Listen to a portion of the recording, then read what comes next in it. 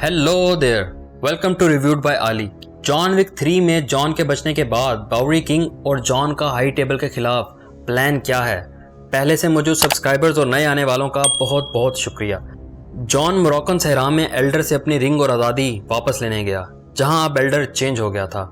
Elder ने उसको कहा कि अगर उसको लगता है कि रिंग लेकर और मुझे मारकर तुम्हें आज़ादी मिल जाएगी तो ऐसा कभी नहीं होगा। वो हाई टेबल की कैद से कभी आज़ाद नहीं हो सकता, उसको सिर्फ मौत ही आज़ाद कर सकती है। जॉन ने यह सुनकर एल्डर को मार दिया। होटल कॉन्टिनेंटल में विंस्टन से हाई टेबल की तरफ से भेजा हुआ हार्बिंजर आकर मिला और उसको बताया कि ऑटो इम्पेरेटर मार्कीज के ऑर्डर पर इस होटल को बंद कर दिया गया है और होटल को तबाह कर दिया जाएगा। उसके पास होटल खाली करने के लिए 1 घंटा है। क्या वो ऐसा कर सकता है? शिरोन के पूछने पर विंस्टन ने बताया कि 12 क्राइम फैमिलीज ने साइन करने के बाद एक मेंबर मार्कीज को ऑटो इम्पेरेटर बना दिया है, जिसके बाद मार्कीज को हर तरह की पावर मिल गई है, वो कुछ भी कर सकता है। वो दोनों होटल छोड़कर मार्कीज के पास पहुंचे। मार्कीज ने उनको बताया कि विंस्टन और शिरोन दोनों अब एक्सकम्युनिकाडो हैं। मार्कीज ने शिरोन को गोली मार दी। मार्कीज पेरिस में अपने घर गया, जहां उसने एक अंधे मास्टर असैसिन केन की हेल्प ली, जो जॉन का पुराना दोस्त भी था। मार्कीज ने उसके रिटायर होने के बावजूद उसको फोर्स किया कि वो जॉन को मार दे, नहीं तो हाई टेबल उसकी बेटी को मार देगी।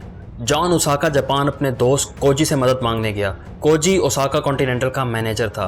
कोजी ने जॉन का सच्चा दोस्त होने का हक अदा किया, जॉन को सही सलामत भाग निकलने का रास्ता दिया और खुद अपने आदमियों के साथ होटल आए मार्कीज और हाई टेबल के आदमियों को मारना शुरू कर दिया।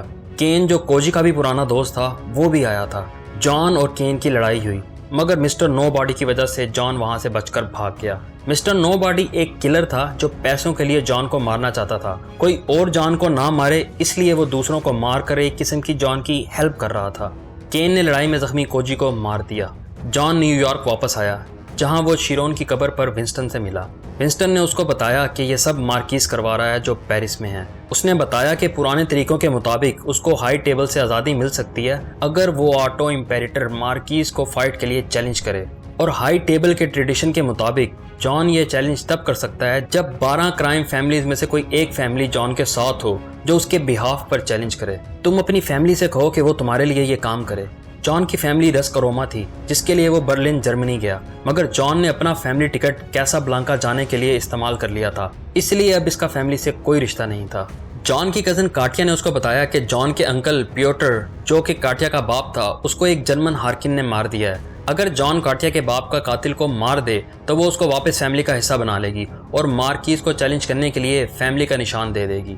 जॉन की हार्किन से लड़ाई हुई।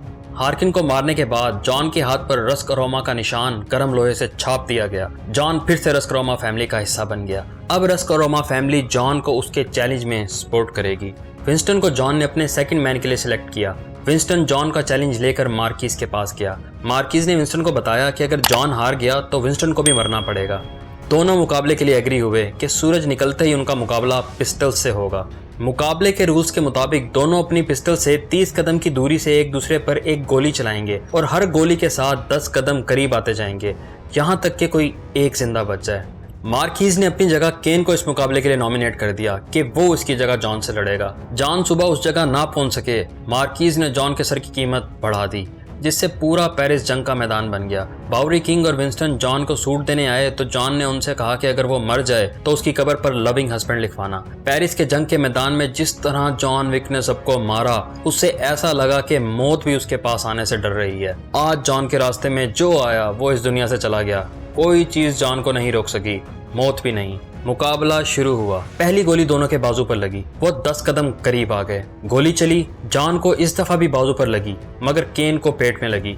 अब दोनों 10 कदम और करीब आ गए। दोनों 10 कदम की दूरी पर थे। जॉन ने कहा, जो मौत से जुड़े रहते हैं वो जिंदा रहते हैं। केन ने कहा, जो जिंदगी से जुड़े रहते हैं वो मर जाते हैं। जॉन ने केन को गोली नहीं मारी, मगर केन की गोली जॉन के पेट में लगी, जिसको देखकर मार्कीज खुद मुकाबले में आ गया, क्योंकि अब उसको एक एक्स्ट्रा गोली मिल गई थी। मगर इससे पहले कि मार्कीज जॉन को आखिरी गोली मारता, विंस्टन ने उसको बताया कि जॉन की अभी तीसरी गोली बाकी है, जिसके साथ ही जॉन ने मार्कीज के सर में गोली मार दी। हार्बिंजर ने जॉन और केन को बताया कि अब वो हाई टेबल के किसी भी तरह के कर्ज से आज़ाद हैं और विंस्टन को भी उसकी पोजीशन और होटल वापस मिल गया। घर वापस आने से पहले जॉन भी मर गया। किंग, विंस्टन और जॉन का कुत्ता कब्रिस्तान में जॉन और उसकी बीवी की कब्र के सामने खड़े थे, जहां कब्र पर लिखा था loving wife and loving husband. King ने विंस्टन से पूछा कि जॉन जन्नत में है या दोज़ख में। विंस्टन ने कहा किसको पता, जिस पर दोनों हंस पड़े। जिस तरह दोनों हंसे और कुत्ते को दिखाया, इससे लगता है कि जॉन विक बच गया है। आपको क्या लगता है कमेंट्स में ज़रूर बताना। जॉन विक चैप्टर 1, 2 और 3 को एक दफ़ा फिर से रिफ्रेश करने के लिए कार्ड, डिस्क्रिप्शन और एंड स्क्रीन पर क्लिक करें। मुझे सपोर्ट करने के लिए hit subscribe, bell and like. मिलते हैं नेक्स्ट वीडियो में। सी या।